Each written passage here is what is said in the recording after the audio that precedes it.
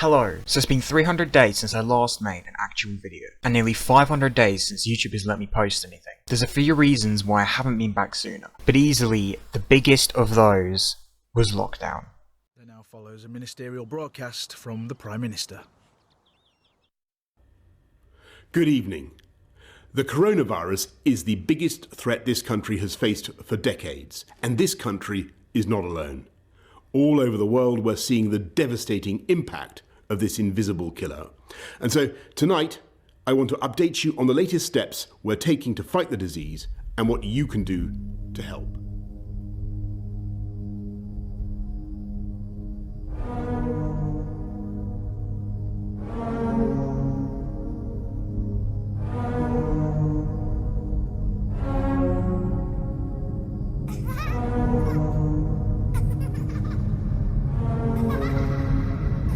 From this evening, I must give the British people a very simple instruction. You must stay at home.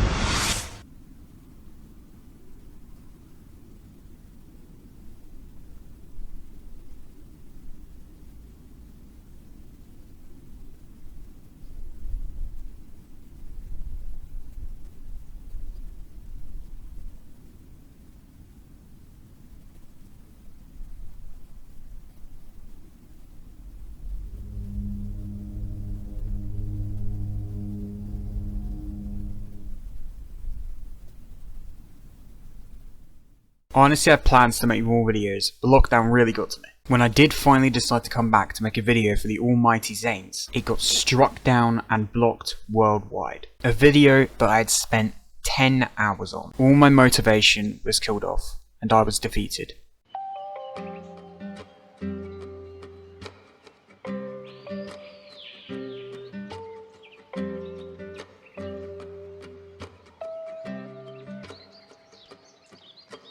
So this isn't the usual type of video.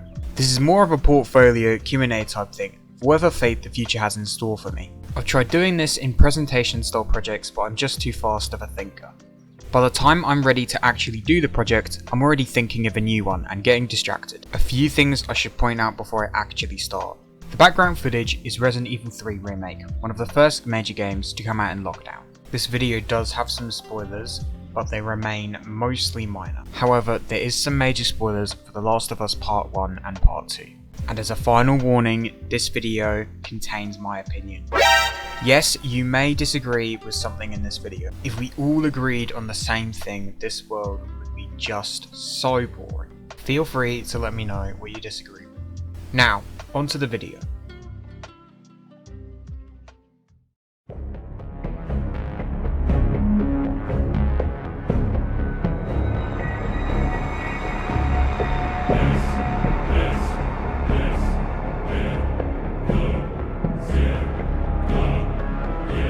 Start off with my 5 favourite games.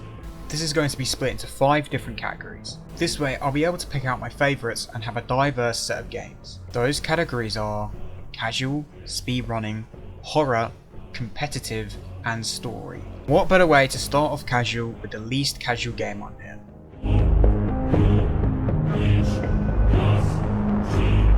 Ironically, my favourite casual game is Call of Duty. I'm including the whole series here since picking one out is nigh impossible. And with the inclusion of progress integration, they basically all become one game.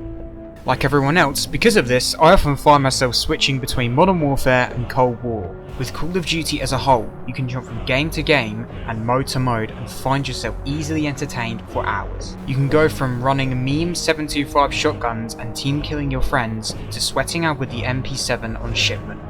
Or just straight up dropping your first nuke like Jamie did here.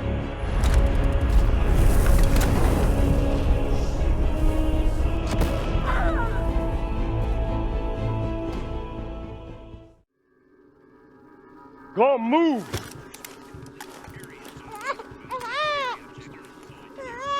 All clear. Rose? What the hell are you doing with my daughter? Package secure, sir. Take him away. I said get your hands off her! Ethan, no.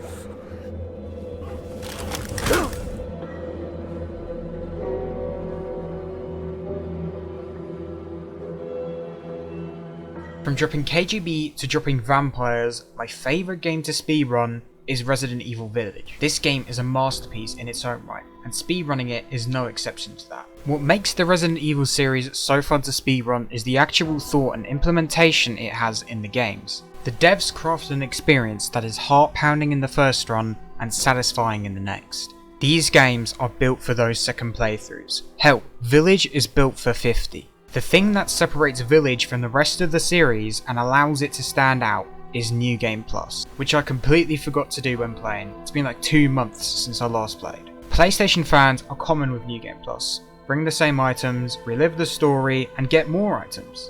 Well, in Village, you have access to the Duke, a returning merchant last seen in the flamboyantly Spanish Resident Evil 4. He allows you to buy permanent upgrades, weapon parts, weapon tuning, and even infinite ammo. My quickest run on this game is about 1 hour 45, which I doubt I'll ever beat again. To attend this weekend seminar on Beulah Avenue in Pueblo. And if you're out late tonight, you may see some low-flying helicopters near Silverthorne and Leadville. Seems the Arapaho Park services will be spraying for infestation of box elderbugs. But do keep all pets and children indoors between the hours of 10 and 3 in the a.m.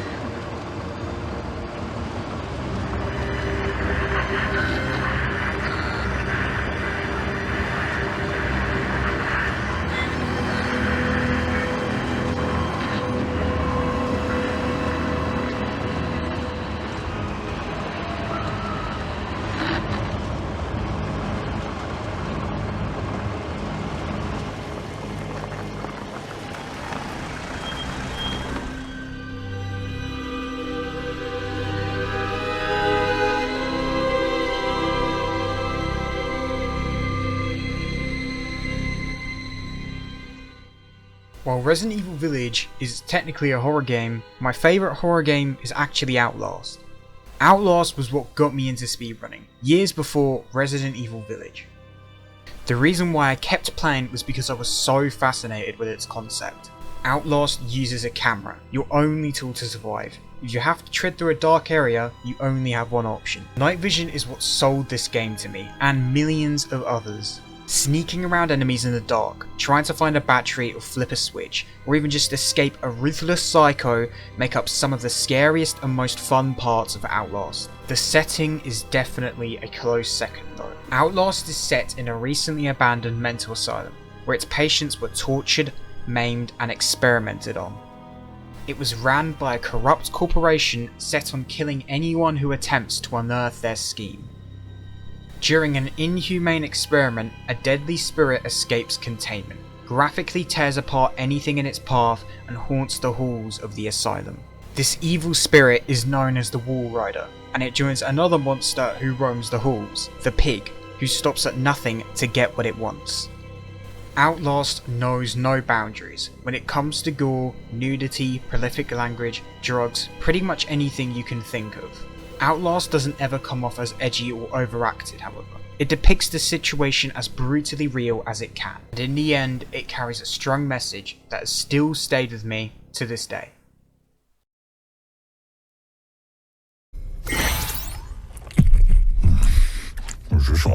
I made a chronal accelerator. I'm sure I can do this. To all agents of Overwatch. That's not right. To the former agents of Overwatch. This is Winston.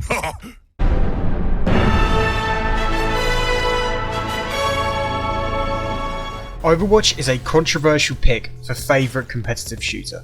I'll be the first to admit, it's got some content and balancing issues for sure. And while its community can be toxic, they're also so supportive and passionate about the game and can be truly amazing. Overwatch came around the time when hero-based games were really starting to pop off. And since Overwatch, the genre has boomed into a sub-genre created by TF2 called Hero Shooter. Games in this genre include Apex Legends, Valorant, Rainbow Six Siege, and Paladins. What differentiates Overwatch from its competition is its character and story. Overwatch is packed to the brim with lore. It's layered into the environments, the pre-game conversations between characters, and the highly detailed cinematics. Once the mission starts, No more messing around. Overwatch's characters are deeply thought out, with tight and unique gameplay, with an awesome ultimate that will keep you playing each hero for hours. Overwatch has been going strong for 5 years, and there's a sequel coming out sometime next year. It's safe to say this game isn't dying anytime soon. What's the first rule? Never go alone. Never go alone, right. And what do we do when the monsters come? We shoot them in the head. And what else? Always save the last bullet for yourself. Now, what do you do if I get bit?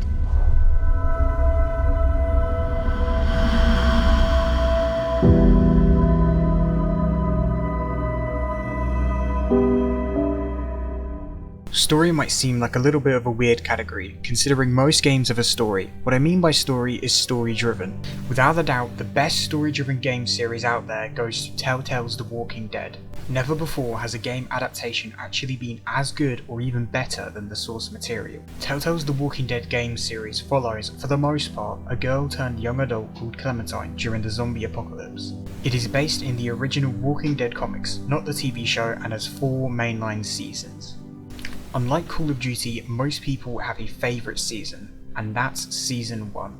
And there's no doubting that choice. Season 1 might have the saddest ending in video game history, but for me personally, I have to pick the final season. This isn't because that would have been the last time we would see Clementine in a Walking Dead game, but rather the story of Telltale Games and how it basically got shut down during this game's life cycle. To finish the rest of the episodes, Skybound Games, owners of the Walking Dead franchise, stepped in and completed them, leaving a heartwarming message at the end of the game. The final season featured some new gameplay mechanics too. There was more freedom of movement, actual combat, and an all-new aiming feature when you received the bow and arrow. Without spoiling anything, the game is a rollercoaster ride of love, friendship, hatred, and happiness. I truly wish I could experience the game for the first time all over again.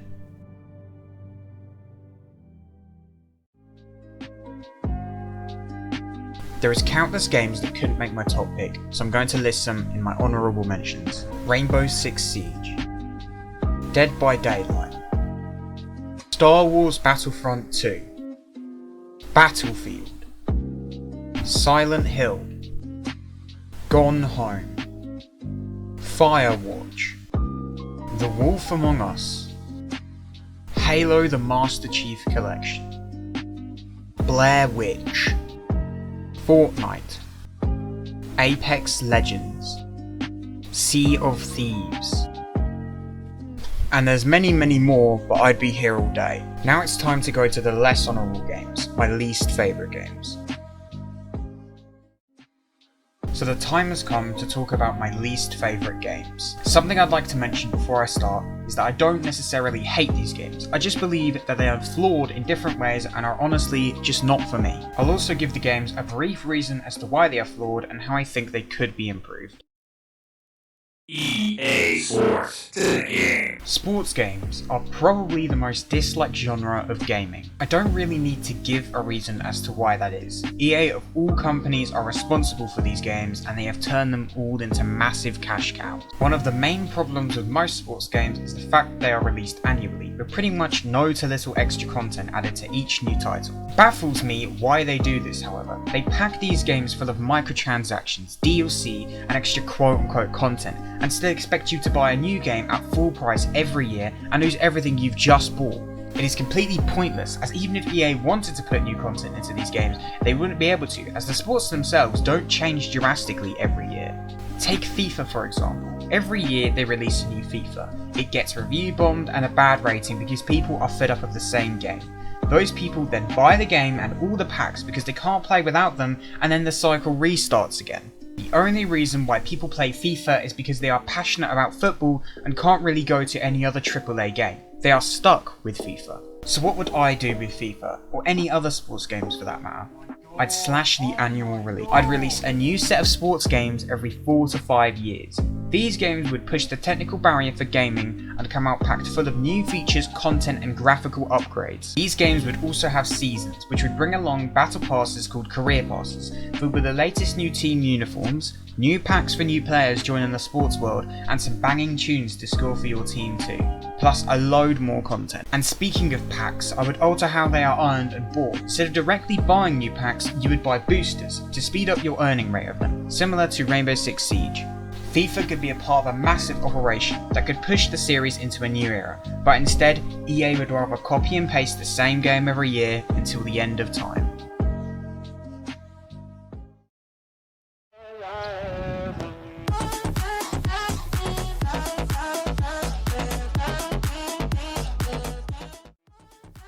Another football game, well, kinda. Rocket League has been a booming success since launch. It's been described as a must-play multiplayer experience, yet most fans feel the game is lackluster and extremely toxic. Rocket League is an example of what happens when you come up with a fun concept and then stretch it out beyond its capacity. Now I'd like to state I'm all for Rocket League. It looks like a really fun game, well, for 5 minutes, and so I'm a little jealous, but I'll explain how this isn't my fault. Rocket League, to put it kindly, might have the most spastically inconsistent physics engine I've ever seen in a game. Physics aren't bad, but they are in this interstellar border of unrealistic and realistic. The cars for the most part are realistically controlled. The jets on the back of the cars propel them at realistic speeds and they move within realistic parameters. The same can't be said for the ball. Like my brain can't decide whether the ball is going at one speed or another, and when it touches the ground, if the sweats allow that, you can never know if it is going to drop like an Atlas stone or bounce around like a beach ball. I don't want to come in here and flex, but for the sake of context, I'm a god at timing.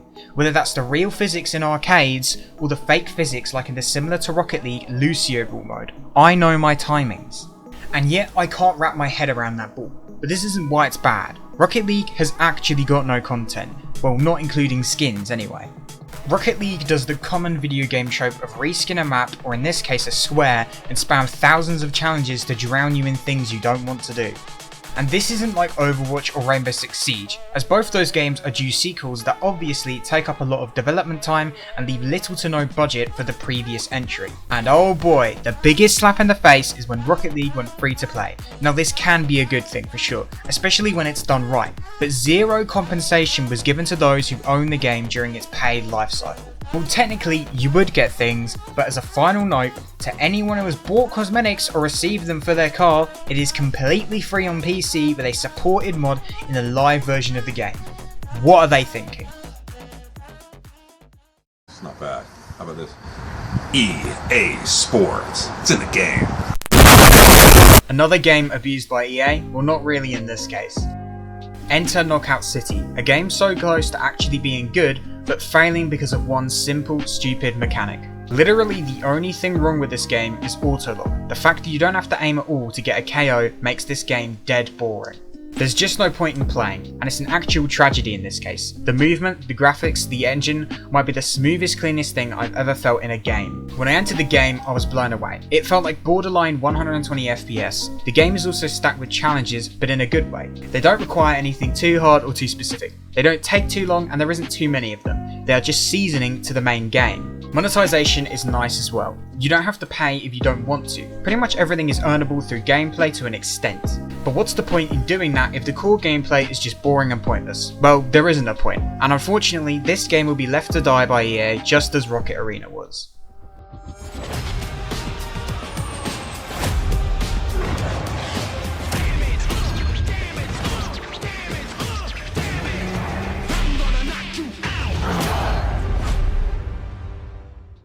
It's not a sports game, but it's just as boring. It's Warzone, the most popular game on this list. Warzone is very overrated. It's treated as the king of Call of Duty, and yes, people are right. It is a privileged, useless ruler who was stolen from the rest of the series. Warzone has come from Modern Warfare, a game I have warmed up to in recent months, but that hasn't changed my thoughts on the game, or rather the community. Yes, one of the main problems about Warzone is its community, but trust me, the developers and publishers have some things to answer for as well. Warzone came out at a time when Battle Royale was and still is pretty much dead. I don't care for a new Battle Royale anymore. as I'm completely content with Fortnite, Apex and Blackout, games that came out during the golden era of battle royales. Warzone's community has completely ruined the game. Their videos are filled with clickbait tryhards and top weapon videos which completely ruin the game, as to even play you are usually limited to the same 5 meta weapons. Custom loadouts are what make this game so unfun. Being able to play for about 5 minutes and then having exactly what you want takes the fun out of half the battle royale experience, looting up. In Blackout this wasn't an issue. You looted guns, attachments and used perks when you had to, as they are equipped with a timer. If you went to certain spots you could get a gold fully decked weapon or get purple operator mod weapons. As for Warzone, it's the exact same process every game. Land at a spot, get 10,000 cash and call in a loadout drop. However, this is actually pretty tame compared to the damage Warzone is doing to Call of Duty. Warzone is literally sucking the life out of Call of Duty. The games feel almost completely empty of identity now, as they have to all be connected in the same universe and have the same weapons, HUD, movement, etc. Now, COD games aren't built for awesome multiplayer experiences, but for boring Warzone metas and maps.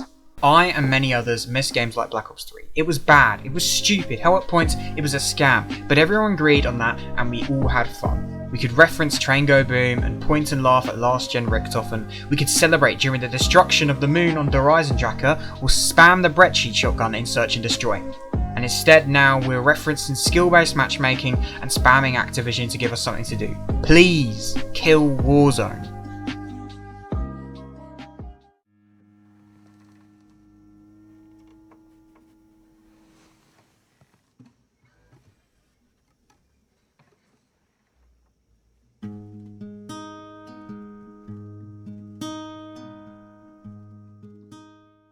The Last of Us Part 2 is going to be a tough cookie to crack. There are so many problems with this game, its director and its direction.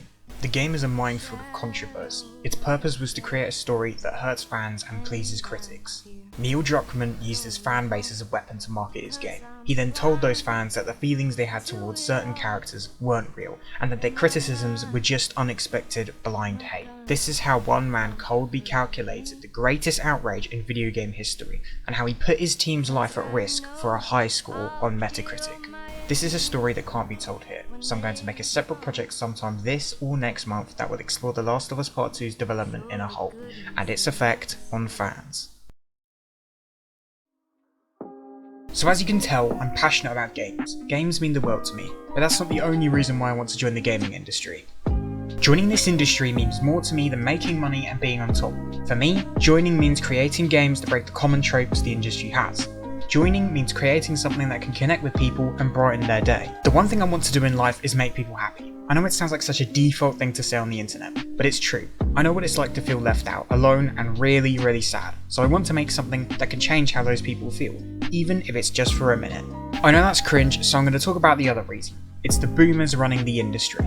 These people need to go. They treat the gaming industry like it's some fat cash cow, which yes, it can make an absolute mound of cash, but this isn't some arcade machine you can come back and collect your cash from. Games today work very differently. Games need the resources for extra content. I don't know if people have noticed over the years, but the content in games as a whole has begun dropping, especially on AAA titles such as Call of Duty. Development studios are being given less and less budget to actually make content, so instead of releasing a full game and then DLC, studios are releasing half of a game and then slowly drip feeding the other half as extra content. Call of Duty was at its height, games were releasing with 15 plus maps and 40 plus weapons. Then over the year, 4 map packs would release with another 16 maps. Today, from what has been leaked, Call of Duty Vanguard is releasing with 8 maps and likely 20 to 30 guns. That's just an example. My point is this industry is an evolving one, and the boomers running it refuse to evolve unless it mathematically makes sense that they would be making more money. Maximising money and profit ends in a broken game with no content, every time.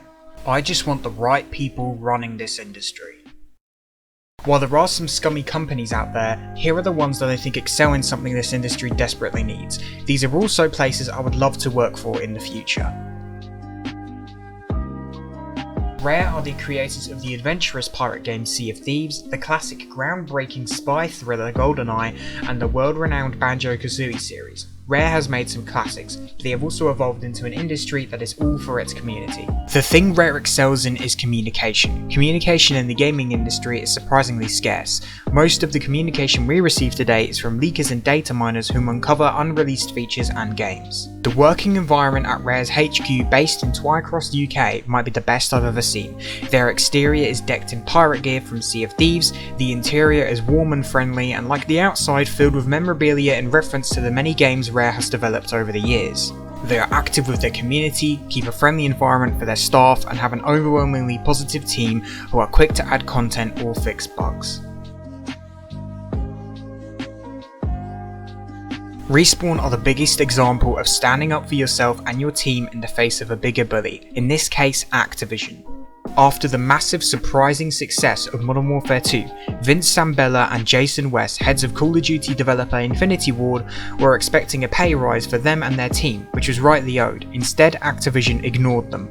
With the team in fury, talks began inside Infinity Ward of founding another team with the giant publisher EA. When the talks reached Activision, they weren't happy and sued the two heads on claims it was a breach of contract, while the two sued back on claims that them and their team weren't paid fairly. Jason West and Vince Zampella left Infinity Ward with most of its team and formed Respawn Entertainment with EA. During development of Titanfall and after the flop of Modern Warfare 3, Activision sued for a second time, claiming Modern Warfare 3 would have been a bigger success had they stayed on. Activision were asking for $700 million, claiming that's the amount owed from Modern Warfare 3. Jason West simply said, "We deprived them of our services by being fired and therefore we owe them money." The court cases are still going on today, but so far West and Zampella's team have made $41 million, only a fraction of what was owed from Modern Warfare 2's success. Zampella and West went on to make futuristic shooters Titanfall 1 and 2, and the Battle Royale king Apex Legends. It's safe to say they made the right decision and sent a shockwave through the industry.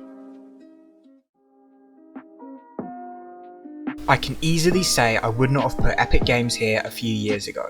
My reason as to why Epic Games is here is probably pretty well known. It's the lawsuit situation. The lawsuits between Epic Games, Google and Apple are bigger than just lawsuits. They're standing up for freedom of choice and the freedom of indie game developers. To sum it up, Apple forced nearly every developer publishing in the App Store to pay a whopping 30% for just putting the app on there. Without giving you a choice of where you want to publish, you have to publish on the App Store. Google enforced the same 30%, except they allow you to publish anywhere you like on Android devices. This 30% is catastrophic for indie developers who are simply trying to feed their family. Instead of going towards food on the table, it's going to some rich guy's Prosecco order. Apple and Google have removed Fortnite from their stores, costing them millions in lost revenue. Some will call this a publicity stunt, but there is no amount of advertising you can buy with the loss Epic has suffered. And if I want to be in this industry, I feel I've got to respect Epic for this. And I do. Making anything, you need to be inspired by a good idea, and the gaming industry is no different. So I'm going to give you my 3 favourite gaming industry and movie industry icons that I look up to for inspiration, as well as a few pieces of their work that inspire me. Hideo Kojima has been one of my biggest inspirations for a while now. The sheer scale of his projects always blow me away and his games always come out with overwhelmingly positive ratings. Hideo Kojima is the mastermind behind the Metal Gear Solid series, as well as games like Silent Hills, which was cancelled, and Death Stranding. Like I said, the scale and control Hideo has is what inspires me. He owns Kojima Productions, his own studio, which funds, creates and publishes the games Hideo designs. Too often now, games designers aren't fully given the freedom to actually make what they have designed, as publishers and other studios will have a say and control in what is put out there. Hideo Kojima can bypass all these steps and make what is truly his.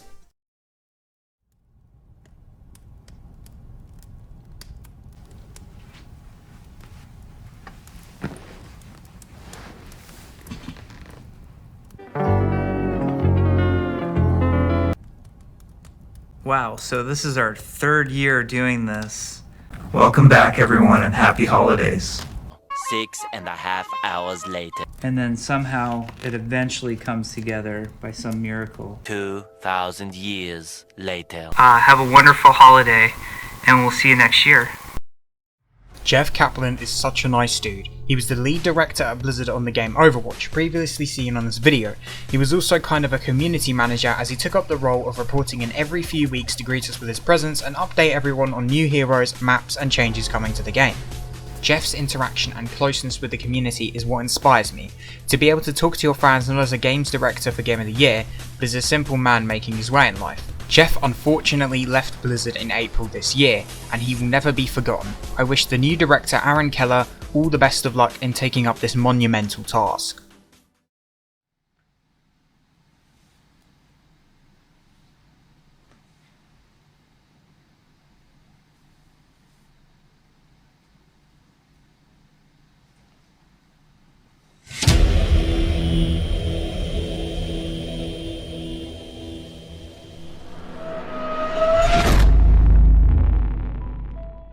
When people think of Call of Duty Zombies today, some might think of opening the MPD on Moon in Black Ops. Some might think of finishing the campaign on World at War, only to be greeted with horrifying waves of the undead on Nakhdar Toten. Some may even think of seeing the bus fly off without you in transit, but for me and many others, we think of this. You are cursed. You must kiss your hand upon the stone. I don't think this is a dream.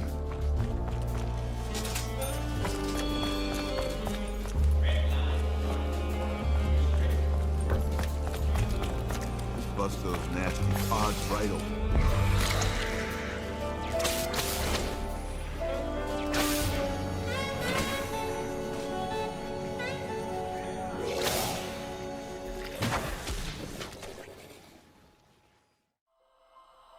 Hearing the smooth jazz roll in, observing the rainy Lovecraftian 1920s city shine in glory as Jeff Goldblum talks about his failing career in magic. I can't talk about the first time on Shadows of Evil without getting goosebumps, and all that is down to Jason Blundell. Blundell knew how to capture magic in a bottle. This man went back to back to back to back with S tier maps, Mob of the Dead to Origins to Shadows of Evil and the Horizon Tracker.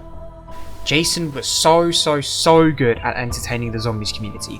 One day he'd be with the guy who does Easter egg guides for the game, talking, doing a Q&A, and the next revealing a new set of maps with a YouTuber who would be a future colleague and lifelong friend. Let's talk about Easter eggs for a second.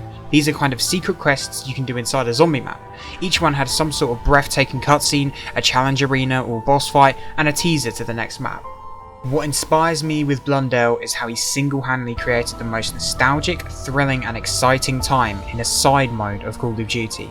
Jason left Treyarch in 2019 to form Deviation Games with a friend, hiring that YouTuber as a community manager, and the rest is history.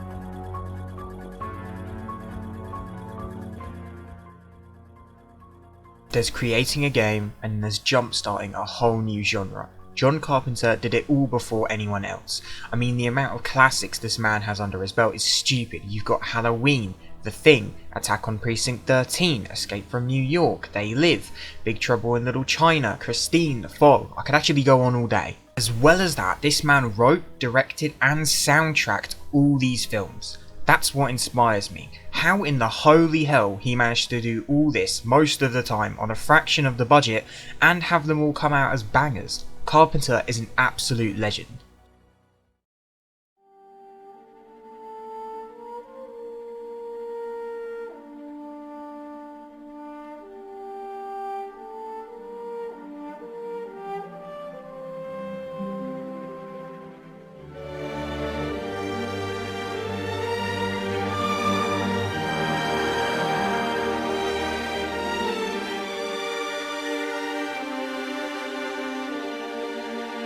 That scene never gets old. What do I say about George Lucas that people don't already know? Of course he made Star Wars. Of course it's the biggest franchise of all time. I don't care, I'm not counting Marvel. And of course it's just incredible. People can critique his writing all day, but there's a reason why there is 9 films, countless toys and over 30 games. The thing that really inspires me with George is his determination, especially throughout the original trilogy. He had an idea and didn't stop to listen what people were going to say and how he was going to do it. George just went out and did it. And I mean, saying it paid off is more than an understatement.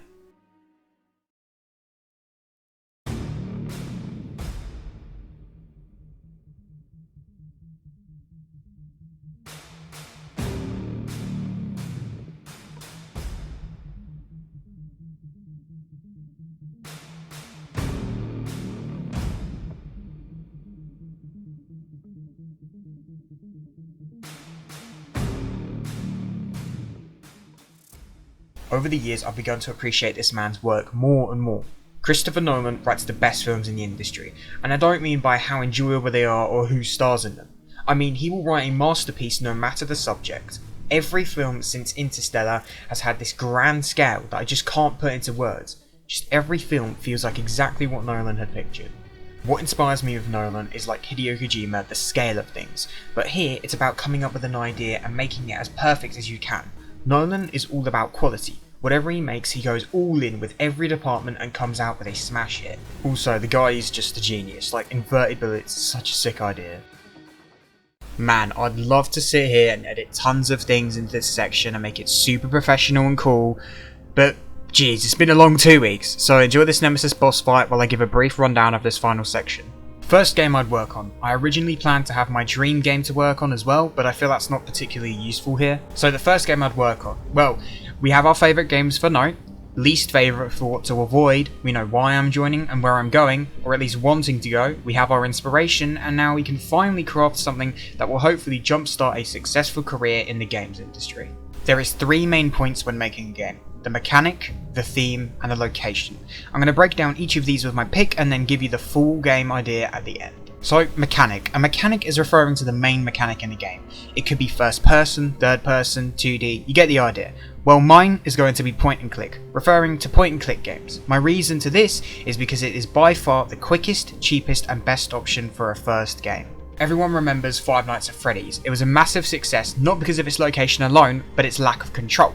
The feeling of being tied down to a chair while the mechanical nightmares come clawing at you. Well, it being a point and click also allowed the use of fairly cheap and easy PNG images to be used for the environment and background. Now onto the theme. By this I mean action, shooter, adventure, basically the core of the game. Mine is going to be horror. Why? Same reason as before. I said before that min-maxing a game will end in it being broken and unfinished.